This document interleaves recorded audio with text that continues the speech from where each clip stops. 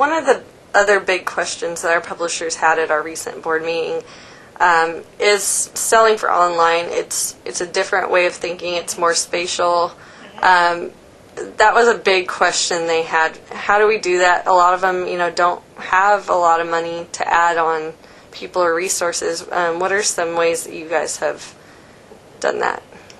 Well, one of the things we've done is just what we first did initially when we launched online is we packaged it a lot. And that's really a short gap fix to online. You really have to work with your sales reps for them to become online experts. They need to be as comfortable selling the website as they are the core newspaper. And that takes just a lot of discipline and work in getting them used to selling online-only packages.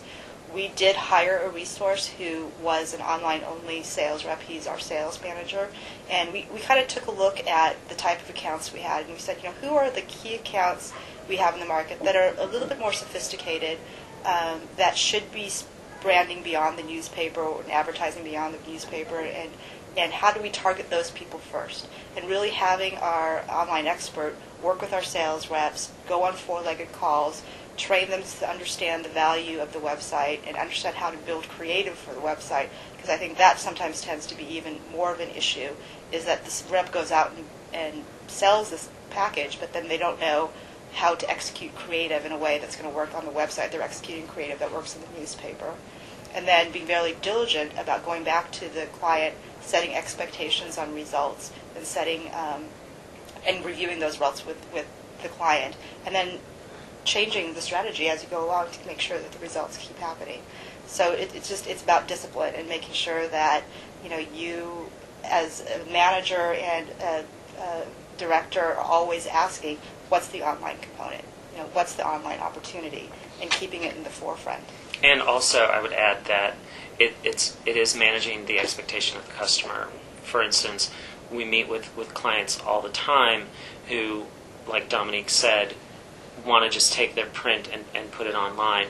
And early on, from a newspaper standpoint, that's what we did as well. We took everything from the paper and we posted it. Well, we are now really trying to put at the forefront of our minds the idea of how people use the internet. So much of it is used for research, so much of it is used for convenience and quick updates throughout the day, regardless of what sites you're visiting.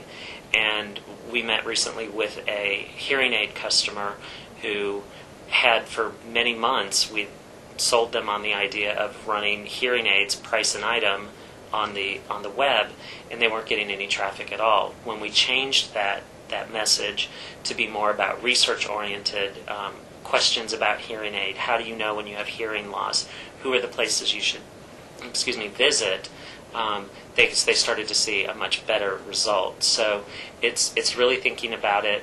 It's one, thinking about it, and then two, thinking about it independent from the other products that we offer.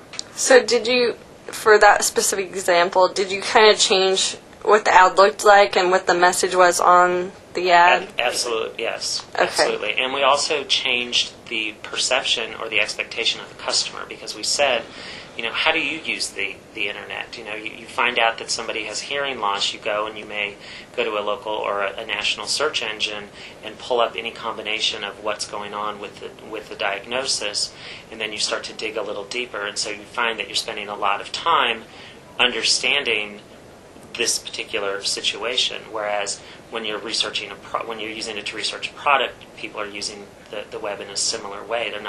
They don't care so much about when is it on sale, how much does it cost, how do I make the buy. It's more about understanding the product and the service, and that really resonated with our customer. So how do you deal with customers who say, well, I'm not getting any results, I'm not getting any clicks, take my ad off now? How do you convince them that something like that could really work for them, or to try that out? Well, it's all on a case-by-case basis, and again, I think it goes back to managing the expectations of the customer, to say that direct mail on average brings what it used to be 1 to 3% would be acceptable response. So we're going out there saying, we want this to be a partnership, and we want this to work for you, and if it's not working for you, it's not going to work for us. So we say, here's our best shot at the research that we've done, what you've told us you expect, and we build those types of executions and then try and constantly tweak that. So we take a consultative approach, or at least try to every single day, so that the customer knows that they can trust us and that we're going to maintain their share of dollars and just kind of work with them as we work to find out what actually works for them. And a couple of tips is setting the expectations, going into it knowing that you have a creative that actually calls for a click-through and calls for some kind of action, and then don't wait a month later to pull your reports.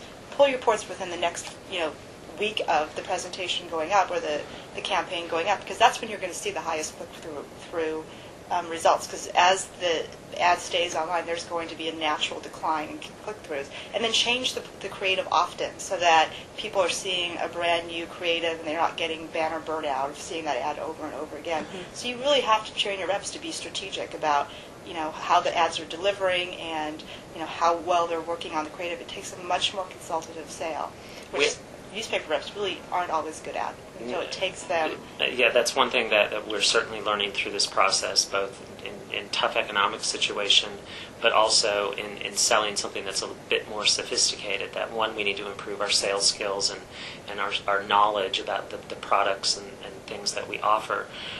The other thing that I would say about online advertising, we're also working with several customers who are trying to increase traffic to their own websites. And so in terms of setting expectations, we're saying if you want to build traffic to your site, you're going to have to brand using our site. Mm-hmm. And so, again, being that more pass-through, your best customers are our best customers message. So we're also saying, let's build a package that allows people to click through to your site as well. How do you deal with sales reps who are maybe more resistant to learning online stuff like that? We don't have anyone like yeah. that. Well, I tell you, about last year stood up in front of my sales staff and said, everybody in this room has 18 months to become multimedia online experts in order to work here at the Desert Sun.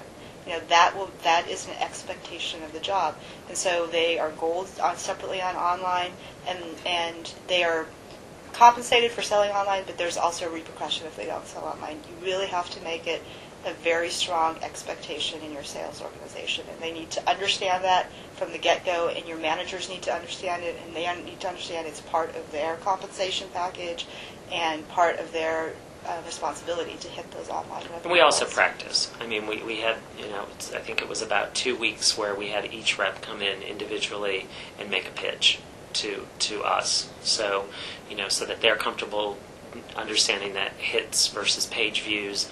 We don't use hits versus unique visitors, time spent online, what a pre-roll is, all of those types of things, reading traffic reports.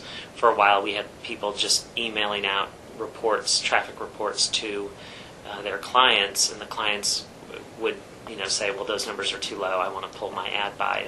And, we very quickly stopped that and made sure that people were going out and walking their customer through the traffic reports. Yeah, the other thing is you can also, have fun with it. We did what we called was a dot party, and it was a week where we took a look at all the inventory on our site and actually put pricing to all the inventory on our site. We designated dot experts within the department, and all of the sales reps had to have a minimum of 4 to 6 appointments for the week, and they had to take one of the dot experts out with them on those appointments. And we would meet in the morning to say, who are we seeing at the end of the day. We rallied again to say what was closed. And we closed, quite a few number of contracts during that time. And it was just a fun, there was some competition involved. There was, spiff packages at the end. And so, we made a contest out of it. And so that kind of got everybody very focused. And by going out with what we called dot experts, which were our managers, they were able to get more comfortable with the sale and feel like they had somebody along with them to answer this question, so that when they started going out by themselves, they felt much more comfortable. Have you guys increased your pricing? How? What we use is a CPM, and so we've actually come down in price, haven't we? No, the CPM price has pretty much stayed flat. And where we really get increases as our impressions increase, the price goes up because you're paying more per impression. Okay. So by using the CPM strategy for like our homepage and our regular pages, and then on parts of our site that are more very segmented and specific and maybe don't have as many impressions, what we've done is we've used sponsorship packaging.